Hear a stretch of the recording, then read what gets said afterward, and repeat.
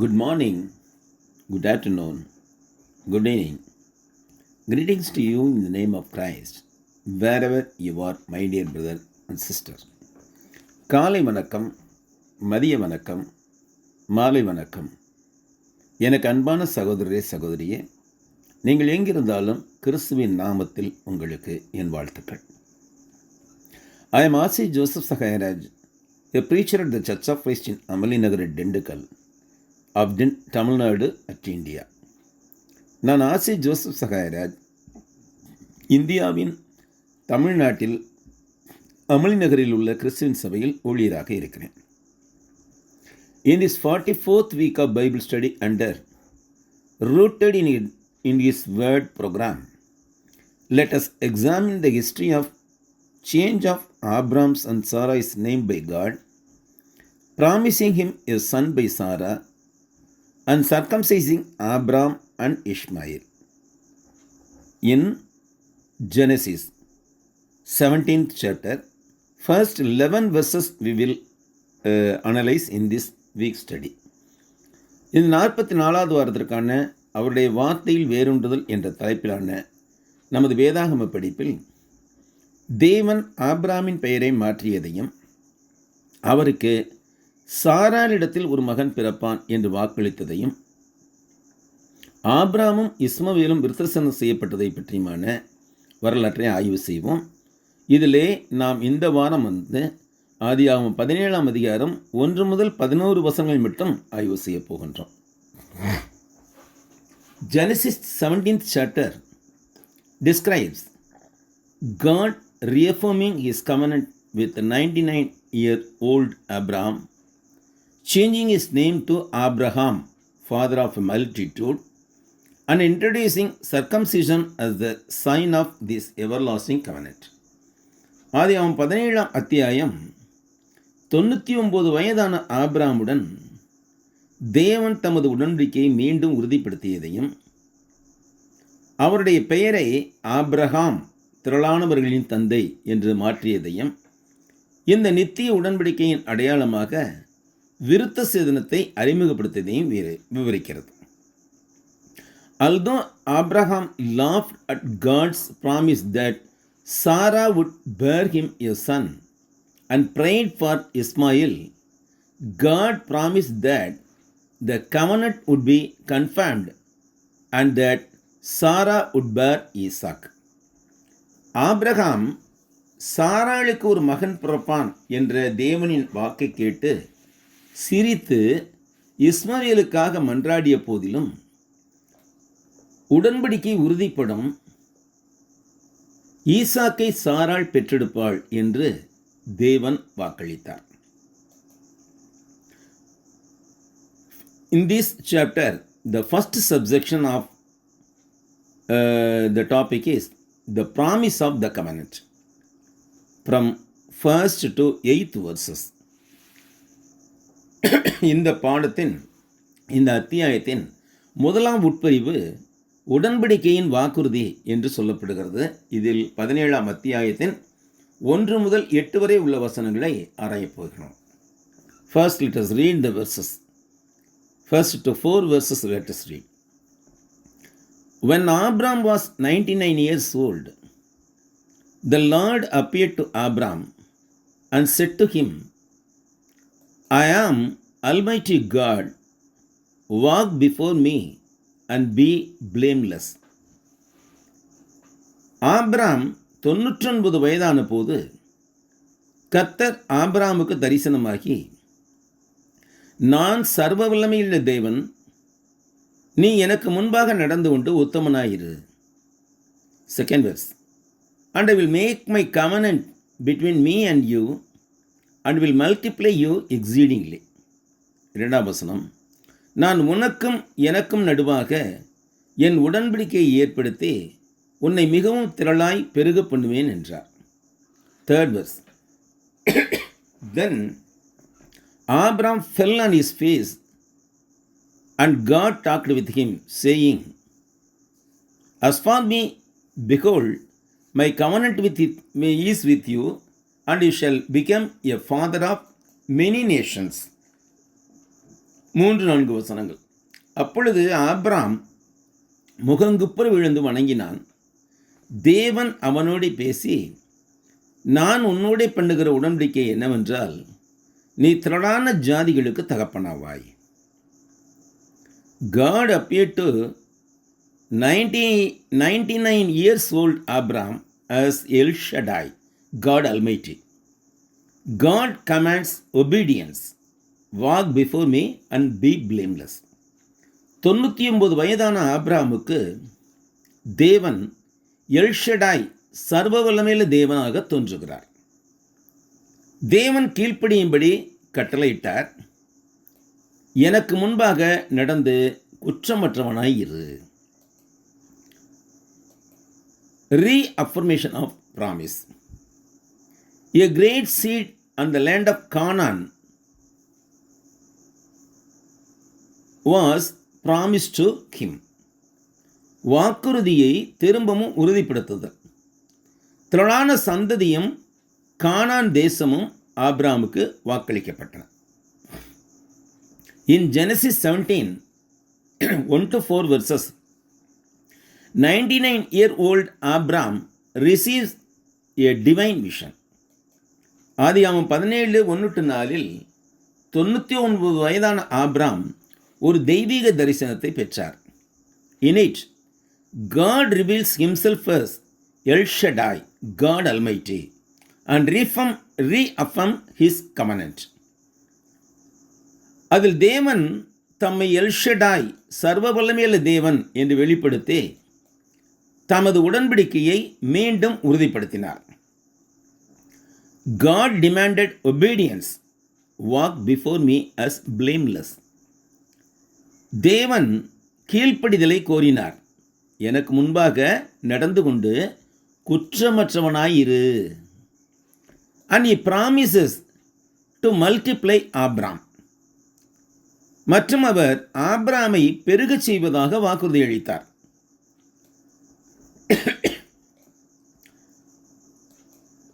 He changes his name to Abraham, father of a multitude of nations. அவருடைய பெயரை ஆபிராம் என்ற அவருடைய பெயரை ஆபிரகாம், அதாவது திரளான மக்கள் இனங்களின் தந்தை என்பதாக மாற்றினார். This vision reaffirms the eternal promise of a seed and a nation. இந்த காட்சி சந்ததி மற்றும் நாடு பற்றிய நித்திய வாக்குறுதியை மீண்டும் உறுதிப்படுத்திற்று. It also sets the stage for the sign of circumcision. மேலும் இது விருத்த சேதனம் என்னும் அடையாளத்திற்கு களம் அமைத்தது. Key details and context. இந்த வசன பகுதியின் முக்கிய விவரங்களும் சூழலும். Time and revelation, verse 1. காலமும் வெளிப்பாடும், வசனம் 1. 13 years have passed since the birth of Ishmael. God appeared again to reassure Abraham. இஸ்மவேலின் பிறப்பிலிருந்து 13 ஆண்டுகள் கடந்திருந்தன. ஆபிரகாமுக்கு தன் வாக்குத்தத்தத்தை குறித்து மீண்டும் உறுதியளிக்க தேவன் மீண்டும் தரிசனமானார். By declaring himself to be God Almighty, El Shaddai, God emphasizes that he has the power to fulfill his promise even in their old age. தம்மை சர்வ வல்லமையுள்ள தேவன் எல் ஷடாய் என்று அறிவித்ததன் மூலம் அவர்களின் முதுமை பருவத்திலும் வாக்குறுதியை நிறைவேற்றும் வல்லமை தமக்கு உண்டு என்பதை தேவன் வலியுறுத்தினார். Commandments. This also in verse 1 only. Walk before me and be blameless. கட்டளை, இதுவும் வசனம் 1 இருக்கிறது. எனக்கு முன்பாக நடந்து குற்றமற்றவனாய் இரு. This means living a life of integrity in God's presence. It does not have to be perfect or sinless, but it must be a life of complete dedication to him. அது முழுமையான பாவமற்ற தன்மையாக இருக்க வேண்டும் என்று அவசியம் கிடையாது. எனக்கு முன்பாக நடந்து குற்றமற்றவனாய் இரு என்பதனுடைய பொருள் தேவனுடைய பிரசன்னத்தில் நேர்மையாக வாழ்வதாகும். அது முழுமையான பாவமற்ற தன்மையாக இருக்க வேண்டிய அவசியம் இல்லை. But it must be a life of complete dedication to him. ஆனால் அவருக்கு முழுமையாக அர்ப்பணிக்கப்பட்ட ஒரு வாழ்வாக இருக்க வேண்டும்.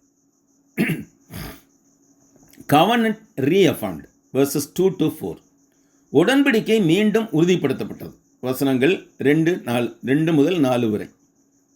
God began to formalize the covenant. தேவன் உடன்படிக்கையை முறைப்படுத்த தொடங்கினார். He promised to make Abraham a father of many nations.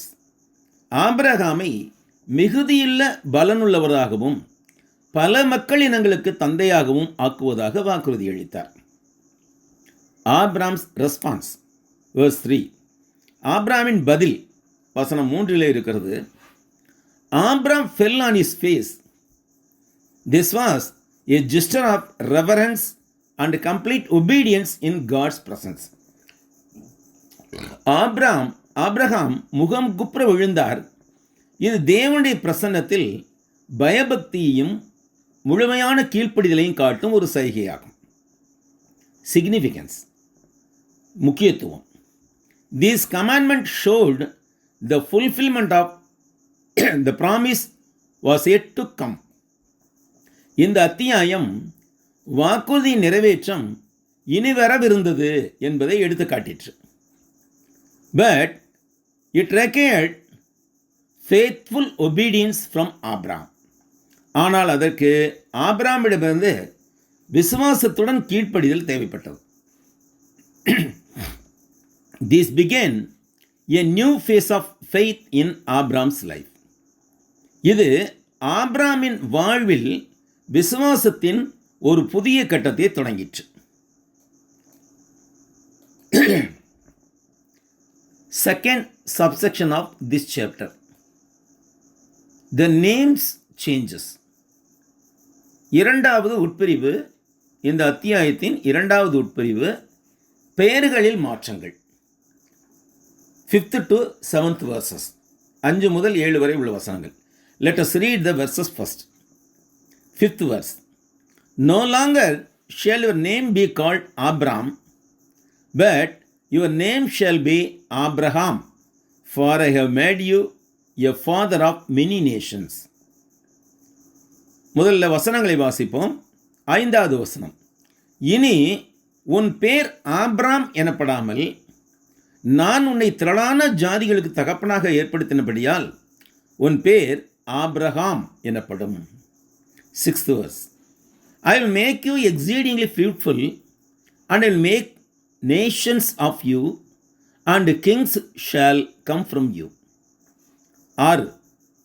உன்னை மிகவும் அதிகமாய் பலுக பண்ணி உன்னிலே ஜாதிகளை உண்டாக்குவேன், உன்னிடத்திலிருந்து ராஜாக்கள் தோன்றுவார்கள்.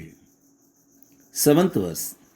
And I will establish my covenant between me and you and your descendants after you in their generations, for an everlasting covenant to be God to you and your descendants after you.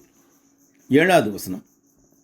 உனக்கும் உனக்கு பின்வரும் உன் சந்ததிக்கும் நான் தேவனாய் இருக்கும்படி எனக்கும் உனக்கும் உனக்கு பின் தலைமுறையாக வரும் உன் சந்ததிக்கும் நடுவே என் உடன்படிக்கையை நித்திய உடன்படிக்கையாக ஸ்தாபிப்பேன். Abram, noble father, became Abraham, father of a multitude. Abram உன்னதமான தந்தை என்று அர்த்தம். அவர் இப்பொழுது ஆபிரகாம், திரளான மக்கள் இனங்களின் தந்தையாக ஆனார். Sarai, my princess, became Sarah, queen, mother of a multitude. Sarai என்றால் என் இளவரசி என்று அர்த்தம். அந்த சாராய் என்பவள் இப்பொழுது சாராள் என்று பெயர் மாற்றப்பட்டாள். சாராள் என்றால் திரளான மக்கள் இனங்களுக்கு தாயான ராணி. Genesis 17:5-7 verses mark a turning point. ஆதியாகமம் 17ஆம் அதிகாரம் 5 முதல் 7 வரை உள்ள வசனங்கள் ஒரு திருப்புமுனையான வேளையை குறித்தது. In it, God reaffirmed the covenant he had previously made with 99 years old Abraham. இதில் 99 வயதான ஆபிரகாமுடன் தேவன் தாம் முன்னரே செய்திருந்த உடன்படிக்கையை மீண்டும் உறுதிப்படுத்தினார்.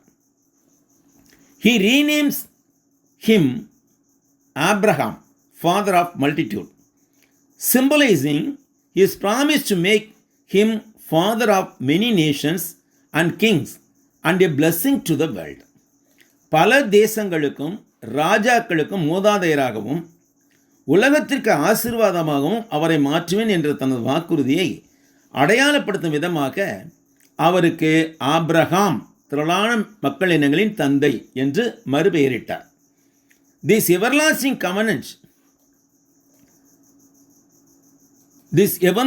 covenant guaranteed that God would be God to Abraham and his descendants.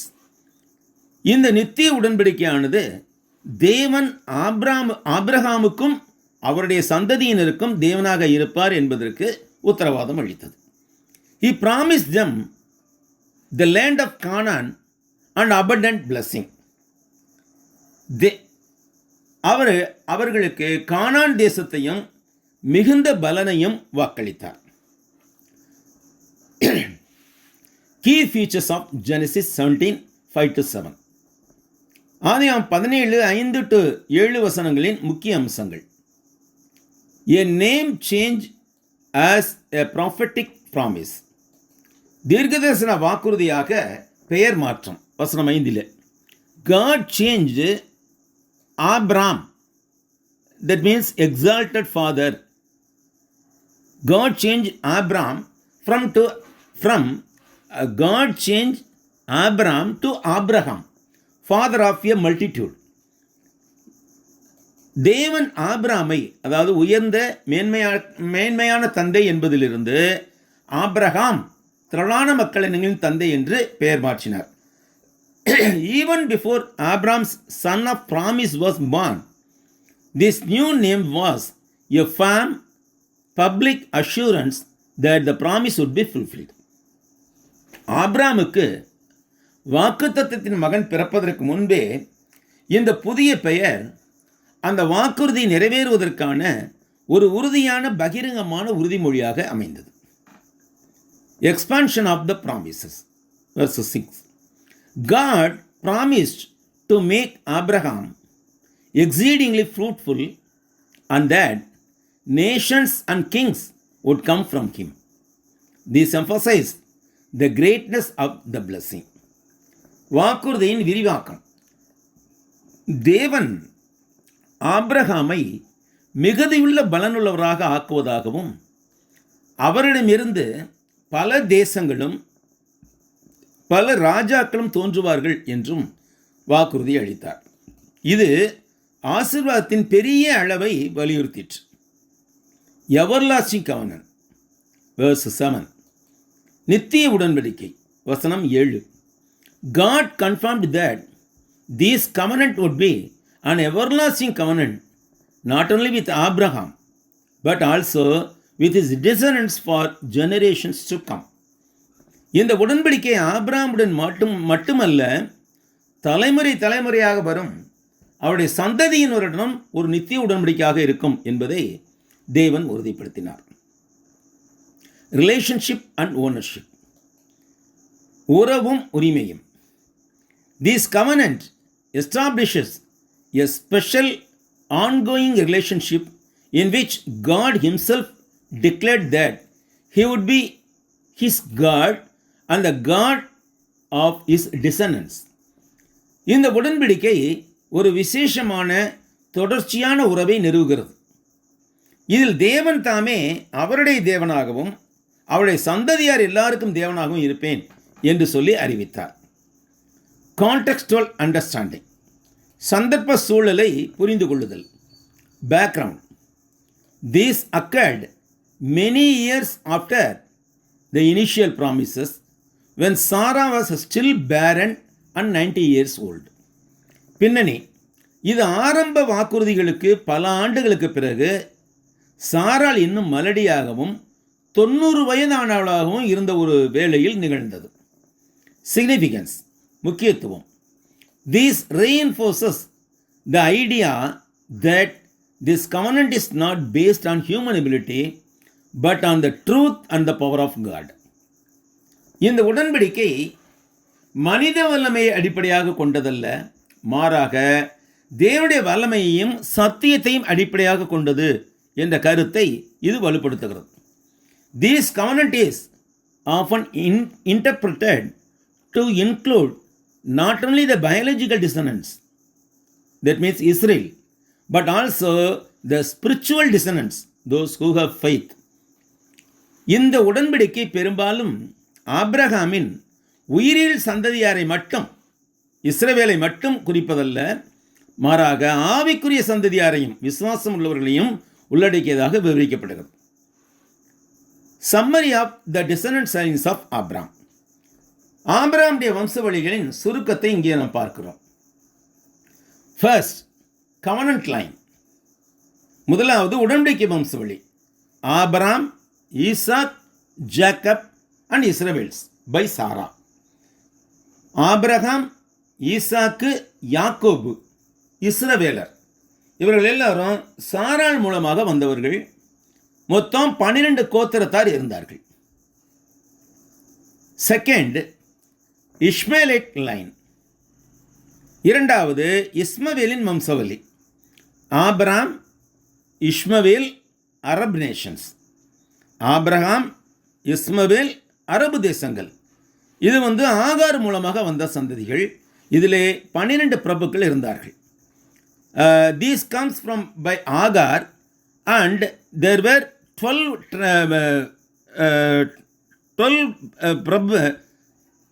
lords were there. Then third, Keturah's line. Abraham's 6 sons through Keturah, Midianites and Arabian tribes. கேத்துராலின் வம்சவழி.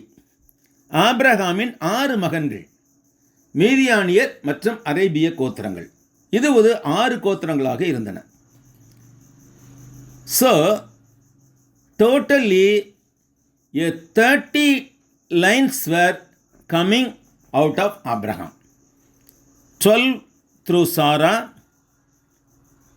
12 through Hagar and 6 through Keturah. எனவே மொத்தம் ஆபிரகாமின் மூலமாக 30 சந்ததிகள் வெளிவந்தன. அதில் சாராள் மூலமாக 12 கோத்திரங்களும், ஆகார் மூலமாக 12 பிரபுக்களும், கேத்தூரால் மூலமாக 6 கோத்திரங்களுமாக மொத்தம் 30 கோத்திரங்கள், 30 வம்சவழிகள் ஆபிரகாமிலிருந்து வெளிவந்தாங்க. Abraham spiritual seed is defined as those who share his faith in God, not just those are of his physical descent. ஆபிரகாமின் ஆவிக்குரிய சந்ததியினர் என்பவர்கள் அவருடைய சரீர வம்சாவளியை சார்ந்தவர்கள் மட்டுமல்ல, தேவன் மீதான அவருடைய விசுவாசத்தை ஏற்றுக்கொண்டு பகிர்ந்து கொள்பவர்கள் என்று வரையறுக்கப்படுகிறார்கள். While the physical seed includes both Jews and Arabs, the New Testament expands this to include all believers, both Jews and Gentiles, who believe in God's promises. சரீர சந்ததியாரில் யூத மற்றும் அரபு மக்கள் அடங்கினாலும் புதிய ஏற்பாடு இதை விரிவுபடுத்தி தேவனின் வாக்குறுதிகளை விசுவாசிக்கிற யூதர் மற்றும் புற இனத்தார் ஆகிய அனைத்து விசுவாசிகளையும் உள்ளடக்கிற்று. Thus, Abraham is the father of all who believe. This is explained in the following verses. இதனால் ஆபிரகாம் விசுவாசிக்கிற யாவருக்கும் பிதாவாக ஆனார். பின்வரும் வசனங்களில் இது விளக்கப்படுகிறது. கலேஷியன்ஸ் 3:6-9, கலாத்தியர் 3:6-9 வசனங்கள். Just as Abraham believed God and it was accounted him for righteousness. Abraham தேவனை விசுவாசித்தான், அது அவனுக்கு நீதியாக எண்ணப்பட்டது. Therefore, that only those who are faith are sons of Abraham. ஆகையால் விசுவாச மார்க்கத்தார்கள் எவர்களோ அவர்களே ஆபிரகாமின் பிள்ளைகள் என்று அறிவீர்களாக. And the scriptures foreseeing that God would justify the Gentiles by faith, preached the gospel to Abraham beforehand, saying, in you all the nations shall be blessed. மேலும் தேவன் விசுவாசத்தினாலே புறஜாதிகளை நீதிமானாக்குகிறார் என்று வேதம் முன்னதாக கண்டு, உனக்குள் சகல ஜாதிகளும் ஆசீர்வதிக்கப்படும் என்று ஆபிரகாமுக்கு சுவிசேஷமாய் முன்னறிவித்தது. So then, those who are faith are blessed with believing Abraham. அந்தப்படி விசுவாச மார்க்கத்தார் விசுவாசமுள்ள ஆபிரகாமுடனே ஆசீர்வதிக்கப்படுகிறார்கள். Next, Romans 4:16-17 verses. அடுத்ததாக ரோமர்கள் நிருபத்திலே 4ஆம் அத்தியாயம் 16-17 வசனங்கள். 16th verse first. Therefore, it is of faith that it might be according to the grace, so that the promise might be sure to all the seed, not only to those who are of the law, but also those who are the faith of Abraham, who is the father of all. 16ஆம் வசனம். ஆதலால் சுதந்திரமானது கிருபையினால் உண்டாகிறதா இருக்கும்படிக்கு அது விசுவாசத்தினாலே வருகிறது. நியாயப்பிரமாணத்தை சார்ந்தவர்களாகிய சந்ததியாருக்கு மாத்திரமல்ல, நாம் எல்லாருக்கும் தகப்பனாகிய ஆபிரகாமுடைய விசுவாசத்தை சார்ந்தவர்களான எல்லா சந்ததியாருக்கும் அந்த வாக்குத்தத்தம் நிச்சயமாக இருக்கும்படி அப்படி வருகிறது. 17th verse. As it is written, I have made you a father of all nations, in the presence of him whom he believed, God who gives life to the dead and calls the things which do not exist as though they did. Calls those things which do not exist as though they did. 17ஆம் வசனம்.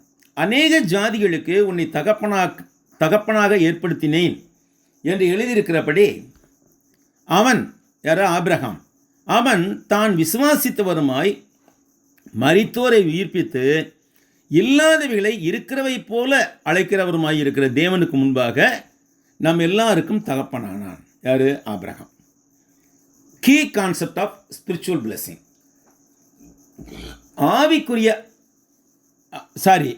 Key concept of spiritual lineage. ஆவிக்குரிய வம்சாவளியின் முக்கிய கருத்துக்கள். Faith is greater than lineage.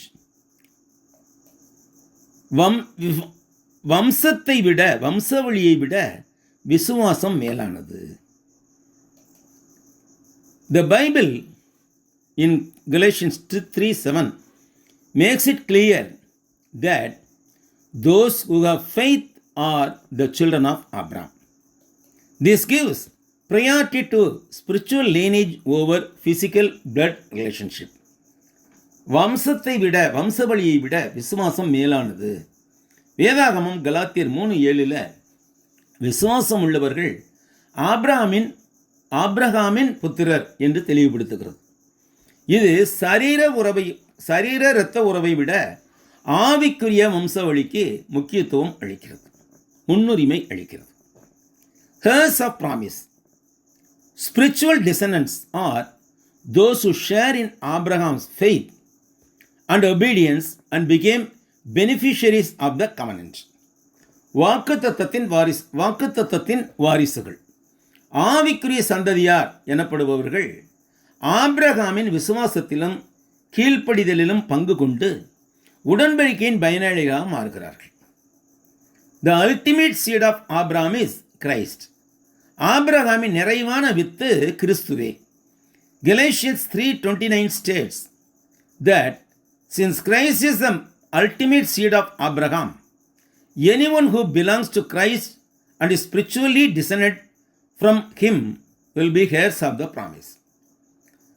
கலாத்தியர் 3:29 கிறிஸ்துவே ஆபிரகாமின் இறுதி with என்பதால் கிறிஸ்துவுக்கு சொந்தமான எவரும் ஆவிக்குரிய சந்ததியினரும் வாக்குத்தத்தத்தின் வாரிசும் ஆவார்கள் என்று உறுதியாக உரைக்கிறது.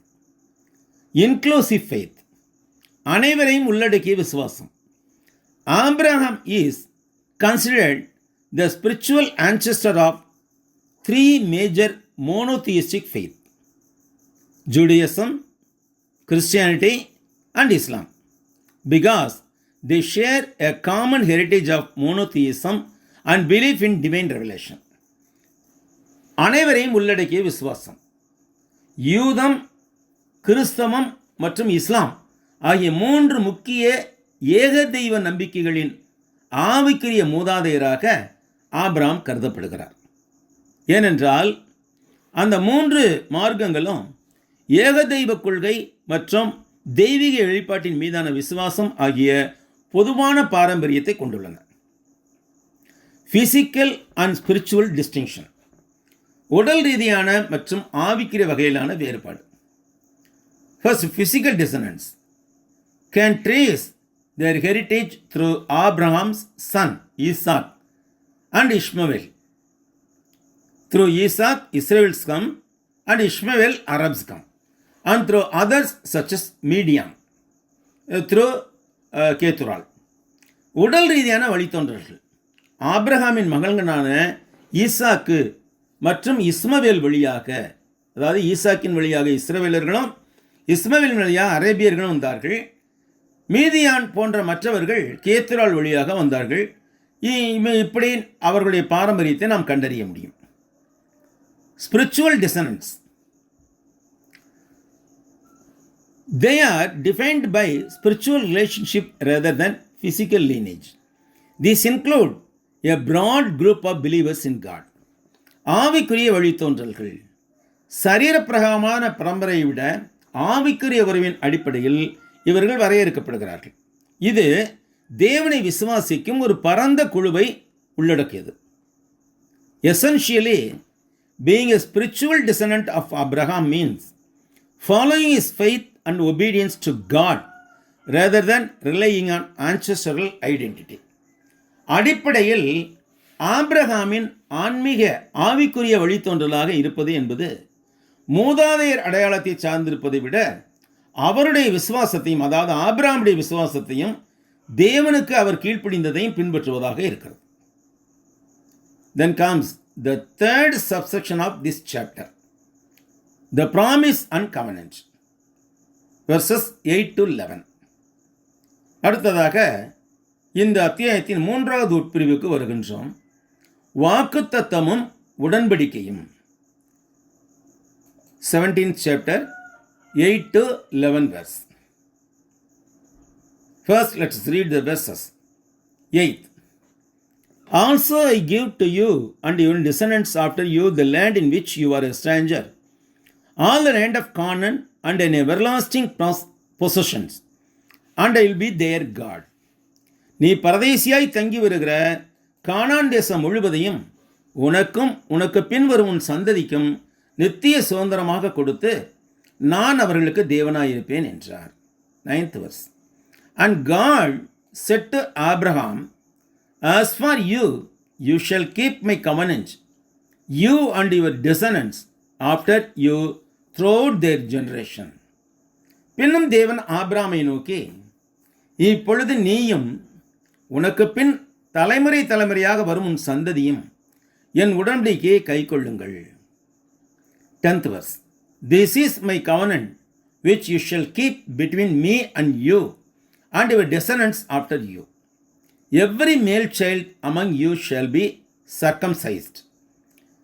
10th வசனம். எனக்கும் உங்களுக்கும் உனக்கு பின்வரும் உன் சந்ததிக்கும் நடுவே உண்டாகிறதும் நீங்கள் கைக்கொள்ள வேண்டியதுமான என் உடன்படிக்கை என்னவென்றால், உங்களுக்குள் பிறக்கும் சகல ஆண் பிள்ளைகளும் விருத்த சேதனம் பண்ணப்பட வேண்டும். 11th verse. And you shall be circumcised in the flesh of your foreskins, and it shall be a sign of the covenant between me and you. உங்கள் நுனித்தோலின் மாம்சத்தை விருத்த சேதனம் பண்ண கடவீர்கள். அது எனக்கும் உங்களுக்கும் உள்ள உடன்படிக்கைக்கு அடையாளமாய் இருக்கும். ஆதியாகமம் Genesis 17:8 to 11 verses describe God's formalization of the everlasting covenant he had already made with Abraham. ஆதியாகமம் 17:8 to 11 வசனங்கள் ஆபிரகாமுடன் தேவன் ஏற்கனவே செய்திருந்த நித்திய உடன்படிக்கையை முறைப்படுத்தியதை விவரிக்கிறது. It guarantees that the land of Canaan to his descendants and establishes a circumcision as the physical signs of relationship. இது அவருடைய சந்ததியினருக்கு கானான் தேசத்தை உறுதி செய்து விருத்த சேதனத்தை இந்த உறவின் உடல் ரீதியான அடையாளமாக நிலைநாட்டிற்று. It marks the transition from promise to covenant obligation, demands truth, and initiates a generational seal. இந்த வாக்குறுதியிலிருந்து உடன்படிக்கையை கடமைக்கு மாறுவதை இது குறிக்கிறது, உண்மையை கோருகிறது மற்றும் ஒரு தலைமுறை முத்திரையை தொடங்கி வைக்கிறது. Key features of Genesis 17, 8-11. The promise about the land, verse 8. ஆதியாகமம் 17, 8-11 முக்கிய அம்சங்கள். தேசத்தை பற்றிய வாக்குறுதி, 8ஆம் வசனம். God promised to give the entire land of Canaan to Abraham and his descendants as an essential possession. கானான் தேசம் முழுவதையும் ஆபிரகாமுக்கும் அவருடைய சந்ததிக்கும் ஒரு நித்திய உடைமையாக கொடுப்பதாக தேவன் வாக்குறுதி அளித்தார்.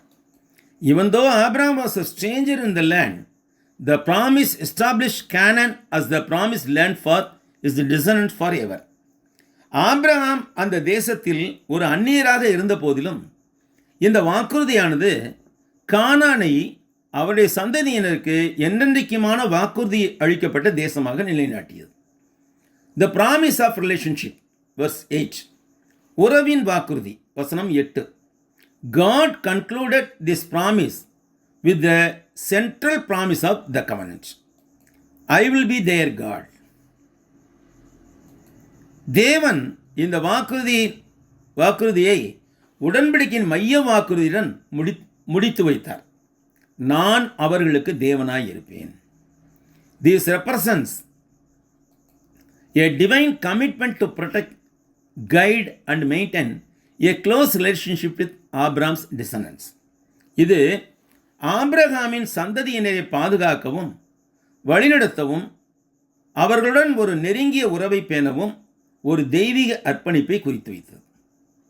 The requirement of obedience, verse 9. God required Abraham and his descendants to keep the covenant. கீழ்ப்படிதலின் தேவை அத்தியாவசியம், வசனம் 9. ஆபிரகாமும் அவருடைய சந்ததியாரும் உடன்படிக்கை கடைபிடிக்க வேண்டும் என்று தேவன் கோரினார். This implied a responsibility to live in obedience to God's conditions. இது தேவனுடைய நிபந்தனைகளுக்கு கீழ்ப்படிந்து வாழ வேண்டிய ஒரு பொறுப்பை குறித்தது. It also implied that a partnership based on the obedience, not a blessing. மேலும் இது ஒரு வழி ஆசீர்வாதமாக அல்லாமல் கீழ்ப்படிதலின் அடிப்படையிலான ஒரு கூட்டாண்மையை குறிக்கிறது. The sign of circumcision, verse 10 and 11. விருத்த சேதனத்தின் அடையாளம், வசனம் 10-11. Circumcision was instituted as a visible physical sign of this covenant. இந்த உடன்படிக்கையின் கண்ணுக்கு தெரியும் சரீரரீதியான சரீரப்பிரகாரமான அடையாளமாக விருத்த சேதனம் ஏற்படுத்தப்பட்டது. Every male in Abraham's household was to be circumcised in the flesh of their foreskin as a reminder of the permanent generational covenant bond. நிரந்தரமான தலைமுறையாக தொடரும் உடன்படிக்கை பிணைப்பை நினைவூட்டும் விதமாக ஆபிரகாமின் வீட்டில் உள்ள ஒவ்வொரு ஆணும் தங்கள் நுனித்தோலின் சதையை விருத்த சேதனம் செய்யப்பட வேண்டும். The sign of a transformed life. Circumcision was not just a ritual, it was a sign of inner devotion indicating a changed heart in response to God. மாற்றமடைந்த வாழ்வின் அடையாளம். விருத்த சேதனம் என்பது வெறும் சடங்கு ரீதியானது மட்டுமல்ல, அது தேவனுக்கு பதிலளிக்கும் விதமாக மாற்றப்பட்ட இருதயத்தை குறிக்கிற உள்ளான பக்தியின் அடையாளமாக விளங்கிற்று. This passage highlights God's faithfulness in ensuring that promises of land and offspring are fulfilled through a firm, lasting covenant. தேசம் மற்றும் சந்ததி குறித்த வாக்குறுதிகள் உறுதியான நித்திய உடன்படிக்கை மூலமாக நிறைவேற்றப்படுவதை உறுதி செய்வதில் தேவனுடைய உண்மையை இந்த பகுதி எடுத்து காட்டுகிறது. Which life lessons can we learn from Genesis 17, 1-11 verses? ஆதியாகமம் 17 அத்தியாயம் 1 முதல் 11 வரை உள்ள வசன பகுதியிலிருந்து நாம் கற்றுக்கொள்ளக்கூடிய நம்முடைய வாழ்க்கைக்கான பாடங்கள் என்ன? Genesis 17, 1-11 verses teaches that God is Almighty El Shaddai. ஆதியாகமம் 17 அத்தியாயம் 1 முதல் 11 வரை உள்ள வசனங்கள் தேவன் சர்வ வல்லமை உள்ளவர் எல் ஷடாய் என்று போதிக்கிறது. It calls us as believers to walk blamelessly and trust in God's promises regardless of circumstances. சூழ்நிலைகளை பொருட்படுத்தாமல் நாம் குற்றமற்றவர்களாய் நடக்கவும் அவருடைய வாக்குறுதிகளை நம்பவும் விசுவாசிகளாகி நம்மை அது அழைக்கிறது. This shows that God initiates covenants through grace and not through human performance. இது தேவன் உடன்படிக்கையை மனிதனுடைய செயல்பாடுகளினால் அல்ல கிருபையின் மூலமாகவே தொடங்குகிறார் என்பதை எடுத்துக்காட்டுகிறது.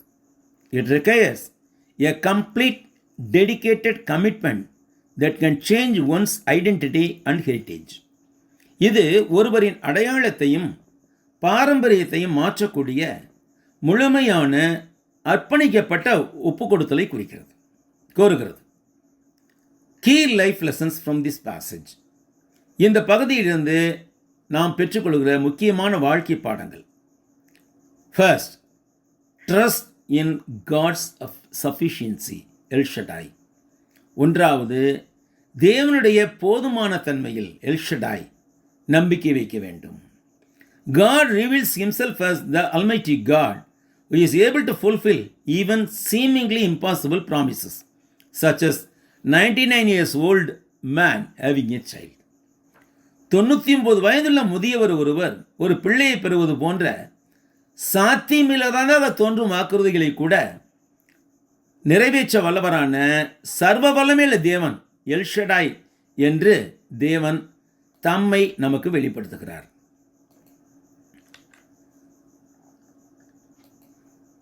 Second lesson, impeccability, குற்றமற்ற நடத்தல். The call to walk before me blameless is a call to complete integrity and a life lived in the awareness of God's presence. குற்றமற்றவர்களாக நடத்தல். எனக்கு முன்பாக நடந்து குற்றமற்றவர்களாக இருங்கள் என்ற அழைப்பானது முழுமையான நேர்மைக்கும் தேவனுடைய பிரசன்னத்தை உணர்ந்து வாழும் வாழ்க்கைக்கும் ஒரு அழைப்பாக இருக்கிறது. Identity change. Third lesson, identity change. God changes Abraham, the exalted father, to Abraham, the father of a multitude. This illustrates that God refines our identity based on his purpose, not our past. அடையாள மாற்றம். தேவன் ஆபிரகாமை உயர்த்தப்பட்ட தந்தை என்பதை Abraham என்று, அதாவது திரளான மக்களினங்களின் தந்தை என்று மாற்றுகிறார். இது தேவன் நமது கடந்த காலத்தின் அடிப்படையில் அல்ல, ஆனால் தம்முடைய நோக்கத்தின் அடிப்படையிலேயே நம்முடைய அடையாளத்தை மறுவரையறை செய்கிறார் என்பதை இது விளக்குகிறது. Third lesson, important lesson, surrender and covenant. Circumcision is a must, verse 10 and 11, signifying sanctification to God and removal of the filth of the flesh. சரணடைதலும் உடன்படிக்கை. விருத்த சேதனம் கட்டாயம் என்பது வசனம் 10-11 கூறப்படுகிறது. இது தேவனுக்கென்று நம்மை பரிசுத்தப்படுத்தி மாமிசத்தின் அசுத்தங்களை நீக்குவதை குறிக்கிறது. This shows a complete obedience to complete obedient commitment. இது ஒரு முழுமையான கீழ்ப்படிதல் அர்ப்பணிப்பை காட்டுகிறது.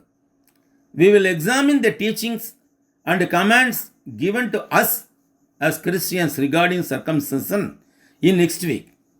விருத்தசேதனை பற்றி கிறிஸ்துவாய நமக்கு தரப்பட்டுள்ள போதனைகளையும் கட்டளையும் நாம் அடுத்த வார பாடத்தில் ஆராய்வோம்.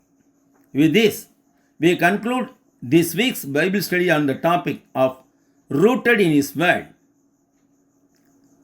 Next week, the Lord willing, on the same day, in the same time, we will see in Genesis 17, examining the remaining verses of this chapter. அவருடைய வசனத்தில் வேரூன்றுதல் என்ற தலைப்பிலான இந்த வாரத்திற்கான வேதாகம படிப்பை இத்துடன் முடித்துக் கொள்கிறோம். கர்த்தருக்கு சித்தமானால் அடுத்த வாரத்தில் இதே நாளில் இதே நேரத்தில் ஆதியாகமம் 17ஆம் அத்தியாயத்தின் எஞ்சியுள்ள வசன பகுதிகளை ஆராய்வோம். My heartfelt thanks to our dear brother Thunder Kirk and his team for their excellent work in broadcasting this study through Ignite Radio. Ignite வானொலி மூலமாக இந்த படிப்பை ஒளிபரப்பும் பணியை சிறப்பாக செய்து வரும் அன்புக்குரிய சகோதரர் தண்டர் கிர்க் மற்றும் அவரது குழுவினருக்கு எனது மனமார்ந்த நன்றி. My sincere thanks to dear brother David, brother Jack Williams and sister Deepti Williams for their excellent work in broadcasting this programme in India. இந்த வானொலி ஒளிபரப்பை இந்தியாவில் மிகச் சிறப்பாக செய்து வரும் அன்பான சகோதரன் டேவிட் மற்றும் சகோதரன் ஜாக் வில்லியம் மற்றும் சகோதரி தீப்தி வில்லியம்ஸ் ஆகியோருக்கு என் மனமார்ந்த நன்றி. My heartfelt thanks to all the beloved brothers and sisters who listened to this broadcast from beginning to the end. இந்த ஒலிபரப்பை தொடக்கம் முதல் நிறைவு வரை கவனித்து கேட்ட அன்புமிக்க சகோதர சகோதரர்கள் யாவருக்கும் என் மனமார்ந்த நன்றி. Until we meet again, I am praying for you. மீண்டும் சந்திக்கும் வரை உங்களுக்காக ஜெபிக்கிறேன். Goodbye my dear brothers and sisters. வணக்கம் என் அன்பான சகோதரர்களே சகோதரிகளே.